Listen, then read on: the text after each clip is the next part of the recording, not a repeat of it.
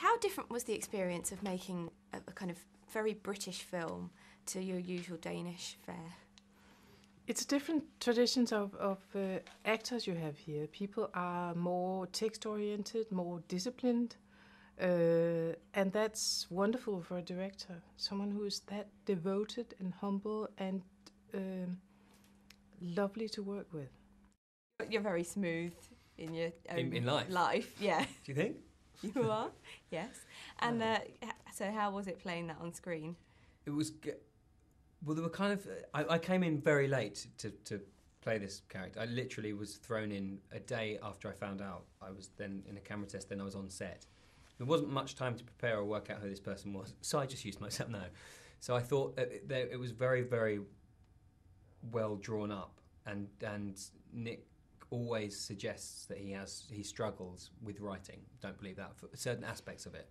One aspect of it that he doesn't, he says, and was made very apparent by working on his script, is the dialogue, which is so natural, and even if you're playing someone quite dangerous and deceitful, it's still always bubbling with humour, and it's very human and very believable. So there was never...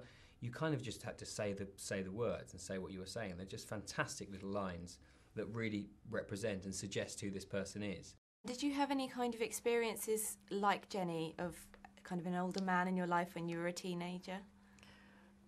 I fell for David, just like everyone else does, the Peter Sarsgaard's character who seduces Jenny and her family and hopefully the audience. And when I read it, I wanted to see him walk and talk and drive that maroon Bristol hand-built sports car.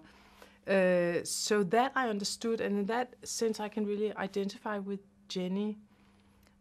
She's 17, she has such appetite for the future, she loves France, she loves music, and I did all of that, but I'm obviously from a generation where I was less stuck.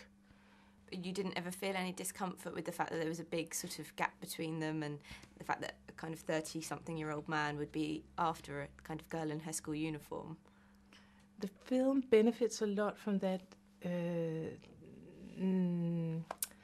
flutter, the falling in love, and that they both fall in love with each other and something is not quite right, and none of them are very comfortable with the age gap, and defending and understanding people who do something they shouldn't have done is interesting, and it adds layers and it adds drama.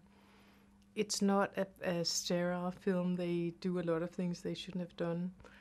They smoke like chimneys and swear, and they're racists, and they are falling into traps, and that's part of what makes it unpredictable and interesting for a director and hopefully for the audience. And have you ever had that kind of relationship? Absolutely. No comment. No. Your star, Carey, is a little bit older than she's playing. How difficult was it for you to take her out of her school uniform and kind of show her growing up, but still keep her feeling young? Because obviously when she's dressed up and she's got this little Audrey Hepburn look going on, she does look more mature, but yet she does retain that sort of air of innocence. So how did you do that?